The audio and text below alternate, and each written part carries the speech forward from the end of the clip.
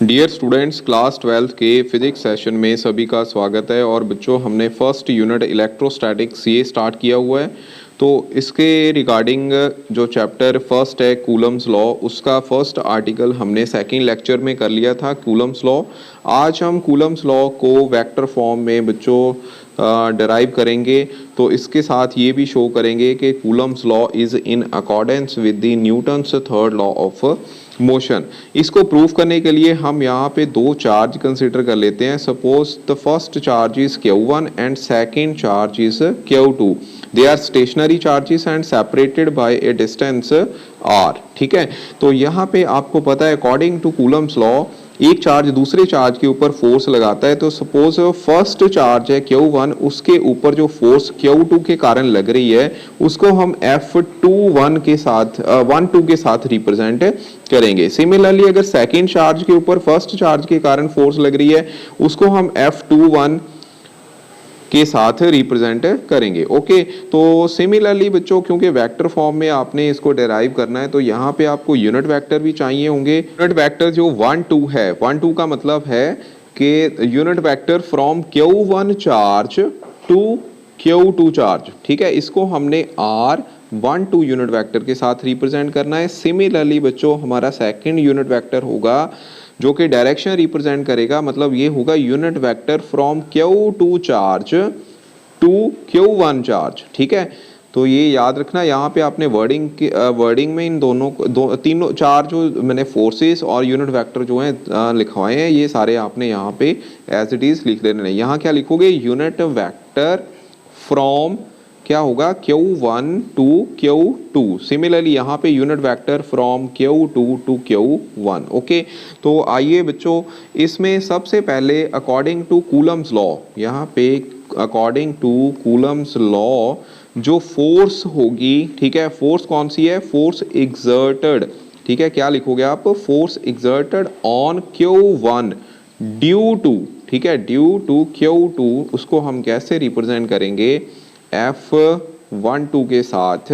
और according to Coulomb's law ये किसके इक्वल होती है? 1/4πε0 product of two charges divide by square of distance between them. तो डिस्टेंस यहाँ पे हम कंसिडर कर लेते हैं R21 मॉड उसका स्केयर। साथ में बच्चों आपको पता है इसके साथ यूनिट वेक्टर आएगा, लेकिन यूनिट वेक्टर आपने कौन सा लेना है? क्योंकि हम फोर्स जो है Q1 चार्ज के ऊपर Q2 चार्ज के कारण ले रहे हैं। सिमिलरली बच्चों, हमारा जो यूनिट वेक्टर होगा वो unit vector from Q2 to Q1 आएगा, मतलब कि यहाँ पे R21 आपने यूनिट वेक्टर लेना है जो कि F12 की फोर्स की डायरेक्शन में होगा। ठीक है, सिमिलर डायरेक्शन लेनी है। तो यहाँ पे इसका मतलब ये हो गया कि आप यहाँ पे R21 यूनिट वेक्टर लोगे। ठीक है, अब इसको जो नीचे वाला फैक्टर है स्केयर फैक्टर में, स्केयर फॉर्म में, तो उसको बच्चों हम जनरलाइज कर देंगे, यहाँ पे आर स्केयर ही लिख लेते हैं। ठीक है, जहाँ आप डायरेक्टली ही इसकी वैल्यू ऐसे ही लिख सकते हो यहाँ पे। ठीक है, तो इसको हम इक्वेशन नंबर बच्चों अब 1 मानेंगे। सिमिलरली अब हम according to Coulomb's law again जो फोर्स होगी, force exerted on charge Q2, पहले हमने Q1 के कारण निकाली है, अब Q2 के ऊपर Q1 के कारण जो फोर्स है वो निकालेंगे। ठीक है, उसका फार्मूला लिखेंगे। तो ये एक्सप्रेशन क्या आएगा? F21 equal to 1/4πε0 Q1 into Q2 divide by, अब मैं यहाँ आर स्केयर ही सीधा लिख देता हूँ, और इसमें इस फोर्स की डायरेक्शन में जो यूनिट वेक्टर आएगा, देखिए इसकी डायरेक्शन में यूनिट वेक्टर कौन सा आ रहा है? R12 unit vector. ठीक है, तो बच्चों इसको हम दे देंगे इक्वेशन नंबर 2। अब आपको ये भी पता है कि जो दोनों यूनिट वेक्टर हैं दोनों की डायरेक्शन ऑपोजिट है लेकिन मैग्नीट्यूड सेम रहता है। इसका मतलब यहाँ पे R12 unit vector will be equal to R21 unit vector, ठीक है, विद नेगेटिव साइन। तो इसको हम थर्ड इक्वेशन मान लेंगे। ठीक है, अब ये वाली जो थर्ड इक्वेशन जो हमारे मतलब इक्वालिटी आई है, अब देखिए ये F12 और 21 में सिर्फ डिफरेंट इस यूनिट वेक्टर का ही है, डायरेक्शन का ही है।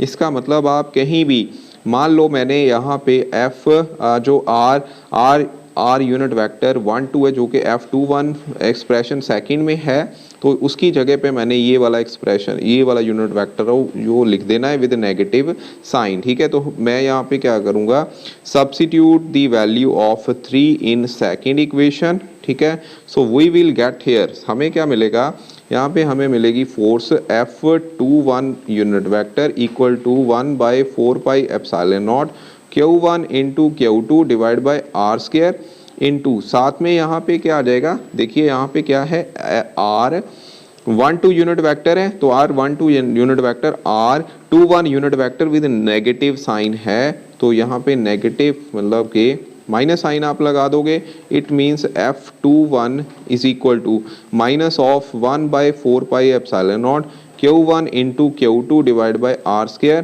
तो आर यूनिट वेक्टर 21 की इक्वल आ गया। अब ये वाली सारी वैल्यू जो है ये क्या थी, ये बच्चों हमारी वैल्यू थी, फर्स्ट इक्वेशन को हमने देखना है। अब फर्स्ट इक्वेशन यही थी, ठीक है, जो कि फोर्स थी exerted on the charge Q1 due to Q2 charge. ठीक है, ये वाली फोर्स। ओके, तो यहाँ पे हम क्या लिख देंगे, नेगेटिव ऑफ F12। ठीक है, तो अब देखिए Newton third law of motion के अकॉर्डिंगली क्या होता है, Newton third law of motion क्या बोलता है कि जो action and reaction are equal and opposite. ठीक है, तो इसमें नेगेटिव साइन यही इंडिकेट कर रहा है कि दो चार्जेस के ऊपर जो फोर्सेस लग रही हैं they are equal in magnitude but in opposite direction. ठीक है, डायरेक्शन वहाँ पे ऑपोजिट होगी। ठीक है, और बच्चों अब यहाँ से हमें ये भी कंफर्मेशन हो गई है कि जो इलेक्ट्रोस्टैटिक फोर्स है, ठीक है, दीज आर दी फोर्सेस हैं, these are the central forces. ठीक है, क्या है, central and conservative in nature. ठीक है, क्या होती है, conservative in nature. Okay, so ये था बच्चों Coulomb's law in vector form. उसके बाद हम Coulomb's law in terms of position vector वो भी आर्टिकल करेंगे। Okay, thank you.